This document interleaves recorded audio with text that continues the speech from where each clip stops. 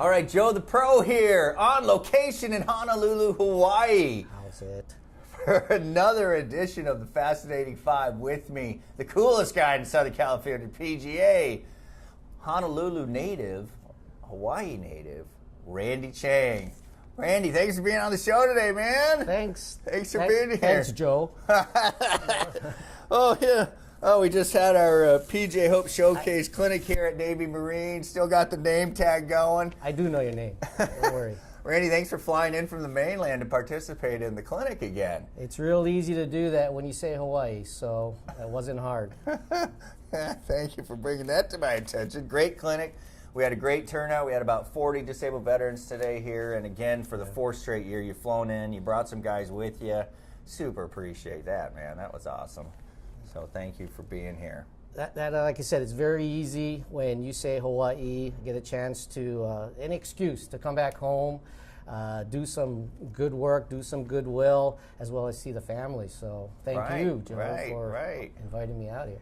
And before we get into your bio and the questions, not a lot of people might not know this. You were born here in Honolulu. Yes, born and raised here. Went to Kaiser High School, which is east from here, and which people don't know east or west in Hawaii. It's either Malcolm, Makai. So anyways, yes, born and raised, had a great childhood, moved away to college, and that's when I really grew up and got to meet people like you. So when you say you're coming back here to see your family, you're not kidding, because you are from here, man.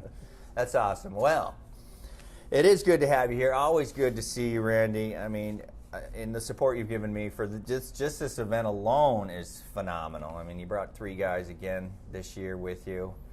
Mike Adame. Who did you bring with you again? So Mike Adame and one of his other friends, Gordy, who's could be actually be teaching. He's that good. One of my assistants or my head coaches at one of my facilities, who also was born and raised here. I gave him lessons when he was 6 years old when I opened my first school here at Ko'olau. And he is now... Is that Channing? That's Channing, oh, yeah. He's a big boy now. He's a very big boy. I didn't even recognize him, but it was kind of funny, and you knew he was from Hawaii when I got the phone call and it goes, "Hey, Uncle Randy." And you know, we're all uncles over here. But it's kind of cute to see now he's really big, and when I had him when he was 6 years old, so it was pretty cool. Awesome, yeah. And appreciate him being here and helping out with the clinic too. It's phenomenal. So let me get into your bio now a little bit. Like I said, you're born here, right here in Honolulu, which is where we are right now, at Navy Marine Golf Course, if I failed to mention that.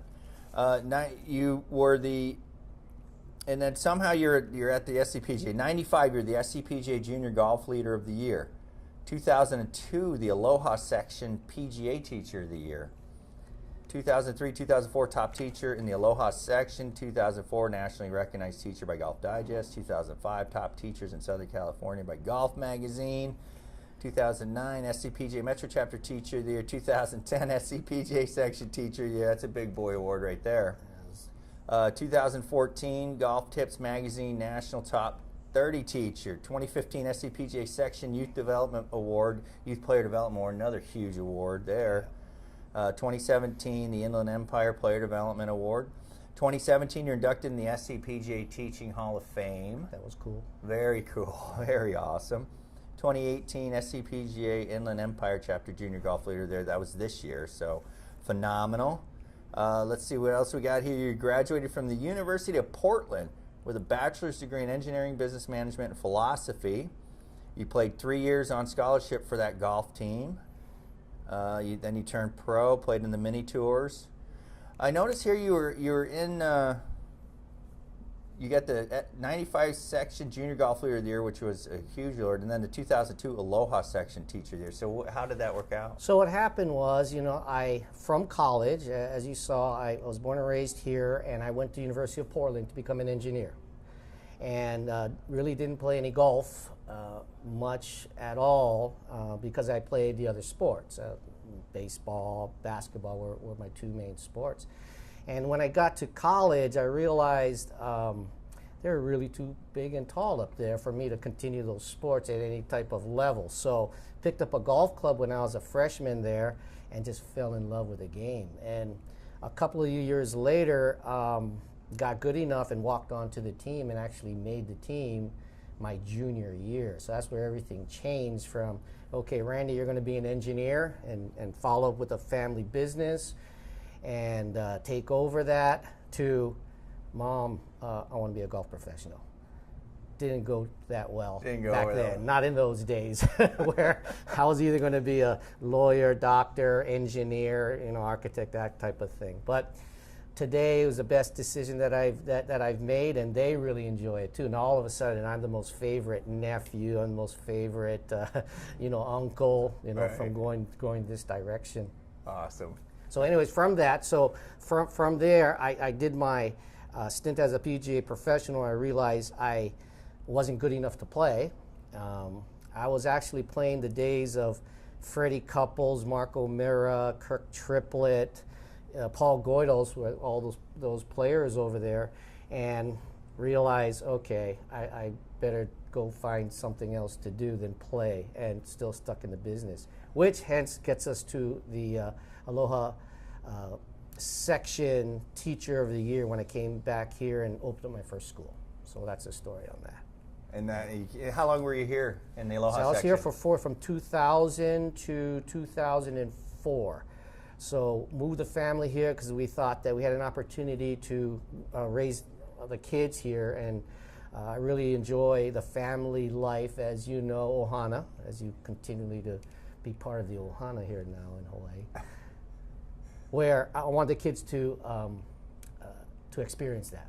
Right. And with the family values that we have here, so that's how that started. So I moved back here, coming from Tustin Ranch Golf Club, where I was the director of golf, so another very big, nice job at the time, but I wanted to show the family what it was like to live in the islands. And no one wanted to touch me as far as job goes.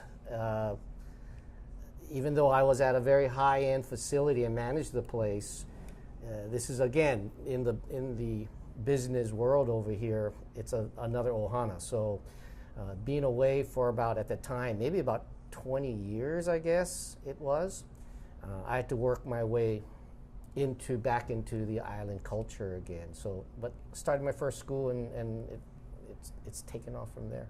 Awesome. Yeah. Well, I know what you're saying about the Ohana here, the Aloha spirit. When you're over here for any length of time, it's just so mesmerizing. I know Dave here, who runs this particular golf course, has been here for 40 years. Greg Nichols has been here. He runs Colina since '71. Yep. I mean, once the pros come over here and get a job, they don't leave. So yeah. I know how hard it must have been for you to try to get back in once you had gone. And you talk about those gentlemen that had been around forever, and when I was back here, I know everybody knows of the Castillo family, Ronnie, Michael out there. Joey, we met Joey was here at the clinic today. We just hung out with Joey, and we were all at the same high school together. I was a little older than them, but Greg Nichols, like you said, has been here that's been almost 49 years. Started at the golf course where the Castillo family and the Castillo dad was a golf professional, a legend here in Hawaii, Ron Sr. So that's how I was exposed to the game, but I didn't play it back then when I was in high school, because again I was playing baseball and basketball, and golf back in those days was not cool. Yeah. Took Tiger. Yeah, until Tiger came about, which I lend my whole career upon, is Tiger Woods. Right. He deserves everything that he gets, because my whole business has revolved around him over the last 20 years. And creating the popularity that he's brought to the game. Made it cool. Everything from how he started at 2.5 years old, which developed my Tiny Tees program, that we have up there. That's all because of him. That say, hey, you can, teach someone that's 3 years old. Tiger Woods did it at 2.5.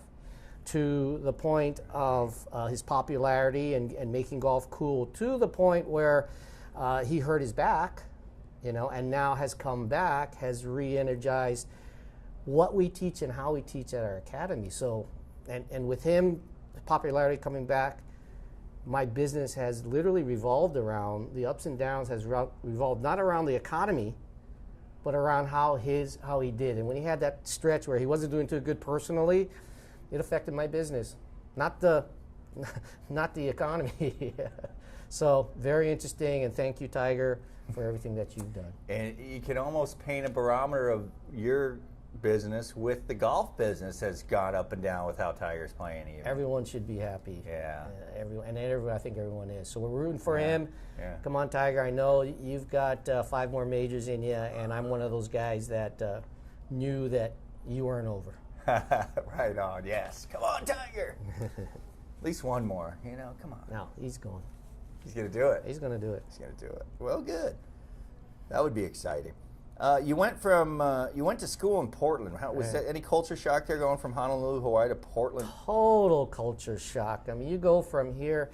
First of all, I didn't want to go away to college. I had all my friends here. I wanted to go to the University of Hawaii and continue that, but my parents said, no, you got to go to the mainland. And so I said, all right. And University of Portland was a school. I said, I don't know where I wanted to go. I wanted to be an engineer. They had top engineering schools there. And they said, all right, you got to leave the islands. And I said, all right, well, I'm going to apply to this one school. Okay, University of Portland, good engineering. If I don't make it, I'm staying here. And they go, okay, that's a deal. Little that we know how smart our parents are, right, is that my dad and my uncle went to University of Portland. And so there's this clause of where, I forget what it's called, but if your parents went there, you're almost succeeded that you have a chance to go into the school. Oh, I forgot what that was.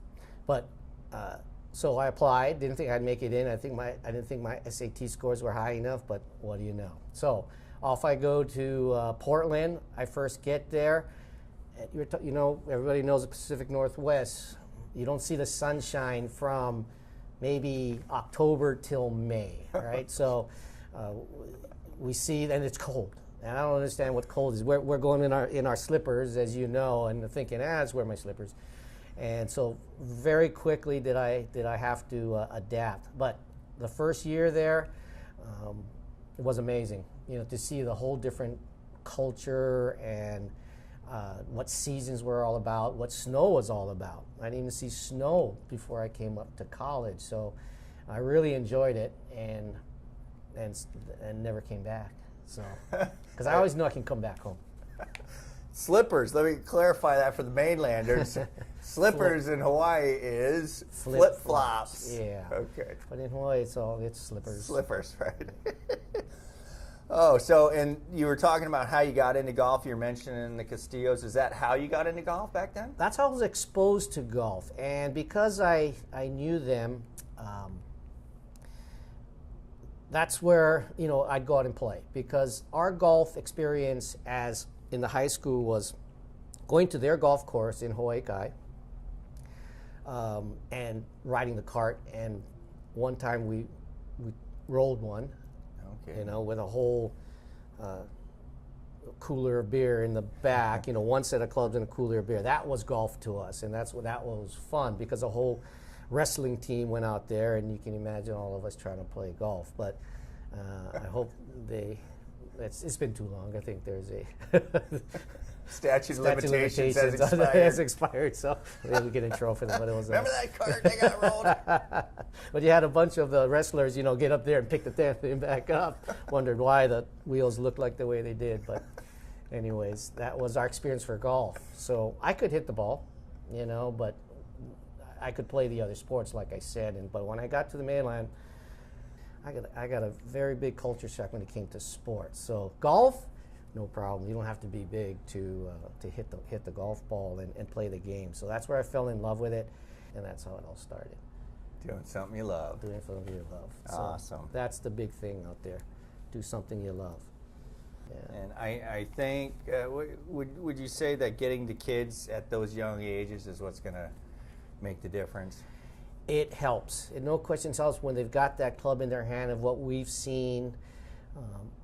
And it just keeps golf alive in their minds because today's parents are just trying to expose their kids to everything. It's unlike, I want to say, some of the Asian cultures where, no, it's right now and this is what you're going to be groomed from as a little child. You're just going to do golf or you're just going to do studies or, and that's how it kind of always been. And now we're getting more and more of that coming over to, to the U.S., or the different cultures from the different places. And but I think our parents today are just trying to expose. They try to expose, find what they like, and then later on, give them the choice of what they like, right? And so that, since I deal with parents all the time, that's what we deal with. But keeping that golf as an option and doing it at that young age, after they've done all the different sports, and now you see more and more where, say, the young kids with football, now the parents see like, hey, CTS, concussions, and all these injuries that are starting to happen. Golf is becoming more and more of a attractive, option as far as other sports. So I believe the golf industry is in good hands. I really do. And it's going to take people like myself and you and us educating everyone out there on the type of changes of how we teach, and how the industry is continuing to evolve and change. I think that's what your and I jobs are. Speaking of that, I mean, everyone knows that you're the junior golf king in Southern California, but what they might not know is there are 6 Randy Chang golf schools in Southern California. 6? This is the guy right here.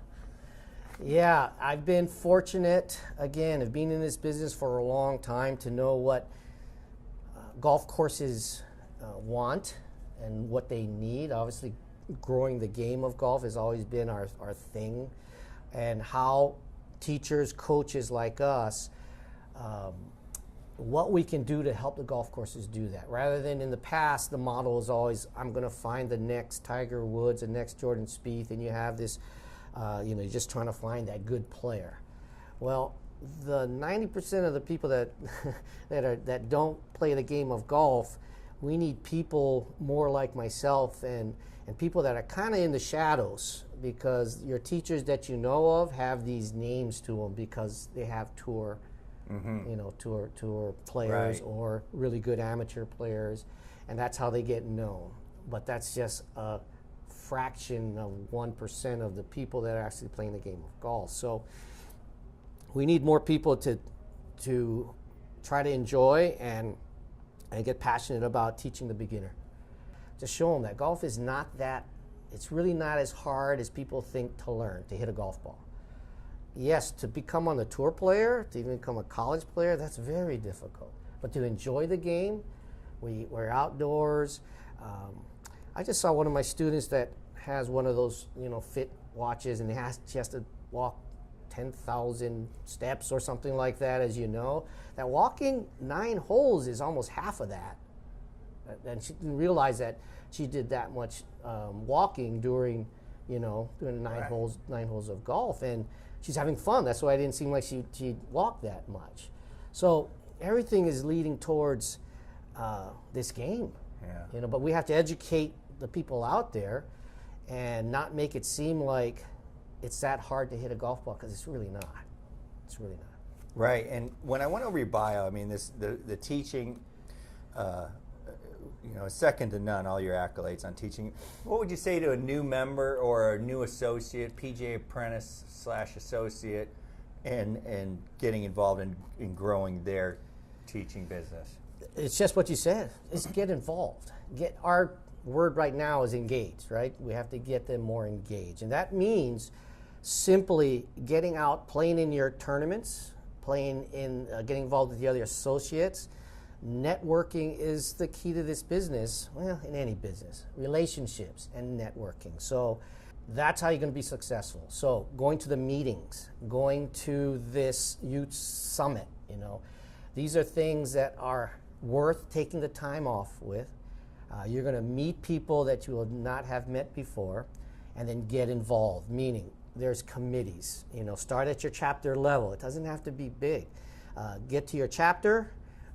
Just get on a committee, especially with the associates. And the ones that have become really successful really fast, I mean, you look at just examples. I'll give, like, Eric Mitchell is a total great example, going from getting his Class A in, one of the shortest period of time, to him going out and hanging with a Robin Shelton, and just hanging around him. And then from there, you know, he got involved in the committee. He is now my Associates Committee chairperson, co-chairperson, which I want to make him the chairperson, by the way.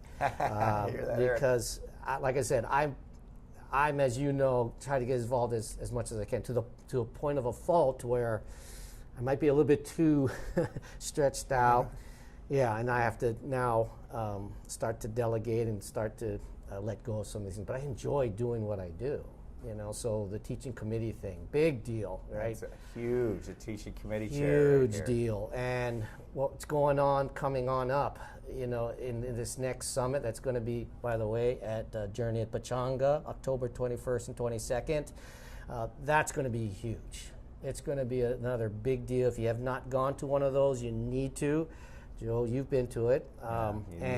You need to. And it's going to even be, believe it or not, going to be a little bigger and better just because of the extracurricular activities that are going to be involved. I think everything has to be involved with, okay, there's work and there's got to be some fun. So I think that's part of the new formula. Whatever we do that we love, it's got to be fun. It's got to be fun. So, but again, you got to not be afraid to work 7 days a week either. And get involved. You know, and get involved. Get involved. And so that's, if it's on your day off, you do it. Anyways, that's my whole message. I love that. Rewind what he just said about getting involved, getting in committees. All of that is absolutely, if you want to be successful in this, go to the meetings. Participate in the tournaments. Go to the summit. Go to the seminars. I can't stress the importance of that and how to get you engaged. That's what you and I work on, and our whole board of directors work on, is how to get you folks more engaged and more involved in what we do, because we really work hard, believe it or not, behind there to figure how we're going to do that, make it fun, to enhance your futures and your success in this industry. So yeah, 6 golf academies. I thought that was very fascinating. And another thing is, you know, we discussed with Scott Mallory at Pechanga, because I was calling it Pechanga because you're there, but apparently it's Pechanga. That's a funny story too, where when I first interviewed for the job, where they were looking for a new director of instruction, a golf school, they were actually looking to bring in a Jim McLean school, a Leadbetter, something with that name. And I didn't have that name yet, working on that name. So my whole spiel was, all right, look at the name, Pechanga. My name is in the middle of that thing. That's got to be a sign, right? So I tried to make that as a point where, look at it's Chang's in it, Pechanga, and then I was quickly corrected by the director over there. Well, I'm sorry, it's not Pechanga, it's Pechanga. And I'm going, oh, great. So quick thinking on my part, that was my college education, that's what helped the quick thinking, was, oh, but by the way, you know, in Korea and China, it's actually pronounced Chang, you know, so I am going to change my name and pronunciation, because everyone is supposed to be Randy Chong. So right now, I'm Randy Chong, and but it doesn't match with, you know, Chicken Chang. So I've got an issue with the branding side of it and the marketing side of it, but I'm working on it. But anyways, that was a funny story. I told him, well, you know what, I am Randy Chong. But I got the job, so, and it's been a great time ever since. That's great. That's great. Pechanga. I learned that one the hard way. I know. They're really big on that. So October 21st and 22nd, we will be there. You want to give a little bit up about what you got planned for the Teaching Summit this year? Yeah, so besides the who's who of speakers, of which we've done a really nice job the first year at Jamie Mulligan's at Virginia Country Club, and then this past year with Sean Cox, who did an incredible job there. We're also going to have that who's who of teachers. Trust me, there's going to be some really big names. Like we had that nice surprise with Phil Mickelson coming on in, Hank Haney. So just figure it's going to be along those lines there. We're also going to very proud that we're going to have Pia Nielsen and some of the women coaches and instructors. Allison Kurt, I know that's also another one that we're looking at bringing on in. Just some neat things. Probably the more fun things that we're going to have is during our Monday night little get together that we have. That's appetizers. We're going to have it out at the Cove at Pechanga at their new pools facility. It's a beautiful, pool bar. We're announcing, and you might be hearing this first, is our new band called JJ and the Hackers. And I think this is the first time I'm announcing it over here, which is going to comprise of our PGA Professionals and Associates making up this band. I don't know if everybody remembers the Jake Trout and the Flounders. Sure. So we're going to bring that back, but within our own section. And I will guarantee it's going to be a real fun time. Can you announce the band members yet? Right now, who we have, the leads are, why it's JJ and the Hackers, is Jeff Johnson, who's going to be lead guitarist. We have Jay Prestella, who's going to do his Elvis and Frank Sinatra he's the gig. funniest. Yeah. Yep. Oh, and my if you God. haven't seen him, this is going to be a treat. We also will have some new members that are out there. Probably lead vocalist is Jason Hong from Arrowwood Golf Course, who has surprised us. He has a lot of these. He's got the chops. Yeah, so that's another of the things that you talked about, is trying to find out who we are, and this will be another example of bringing out some of these people that we know in the golf, but showing their, who knew Jeff Johnson played guitar all this time? Right. So this is going to be fun. So we're still, by the way, we still need a drummer, a keyboard, and a woman vocalist. So anybody out there that can do any of that has this hidden talent, please contact me, Randy Chang at pga.com, or if you'll have whatever that you have on here, give them my information. We've got to fill this band out, and we've got to start rehearsals in February. Just email them right here at the here's his contact info. It'll be there when we do. So that's going to be one of the things that's going to put this one over the top. Unbelievable. Yeah. Quite possibly the most fascinating thing disclosed on the Fascinating Five. I will be there. We're going to do a show from there. Poolside. You can do poolside with JJ and the Hackers in the background. Oh, this is going to be good. Phenomenal. I got to ask you, what is your favorite golf tip? And then can you show it to us on the driving range before we get out of here? Sure. You folks suffer with shots that are too fat or thin or topped. A lot of us think that it's because I took my eyes off the ball or my head came up. Right? Little do they know that 95% of that has to do with these guys right here, your hands. What we try to focus on at our academies is what we call CGP, or constant grip pressure. What happens when you try to hit at this golf ball, or if you want to hit it too hard, is your hands automatically reacting will squeeze. We've heard that you have to hold onto this club like a little bird. Yes, it's okay, but no, you don't have to hold on to it like a little bird. As long as you maintain the same pressure from start to back, all the way through the hitting area, you'll have better contact and your misses won't be that bad. So here's what you need to focus on. Pretend like we've got a tube of toothpaste, and this is the cap. I'm going to take the cap off. So your grip is a tube of toothpaste. I want you to focus on the entire swing, that you're going to swing this club without squeezing any of that toothpaste out. All right? So, tube of toothpaste, don't squeeze,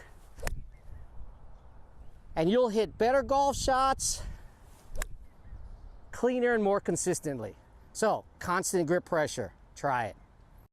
Constant grip pressure is probably the biggest tip, and I've done this. I think it's really important. Once they understand at least just that in itself, all kind of good stuff will happen. To hang out with you, especially on those board meetings, you keep them fun. light and alive. Well, it's because of you and the people that we have on the board, why it makes it, again, fun to be serving. Right. You know, if you weren't there, if a lot of the guys weren't all there, and it was just a bunch of Eric Lohmans, I don't know if I'd be having a lot of fun. No, everybody knows it. Eric is Elo's the life of the party. Yes, he's the only one is. He's the only one kind of really make fun of. He's the only guy you can say that joke about, right? Yeah, we love you, Elo. You know that. So yeah. So it's been fun, and Hey, congratulations yeah, on what you absolutely. have been doing too. Well, thank It you for really coming is. out here to Honolulu for the clinic. I know you're just going right back home. You just came out and said hi to the folks, and here you are, 4 years in a row. it. All 4 Yeah. years you've been here, brought your crew. You know, anytime. That is, it means so much to me, dude. Well, good. Coolest Appreciate guy it, dude. in the Southern California PGA right here. Ladies and gentlemen, I give you Mr. Randy Chang. Thanks, Joe.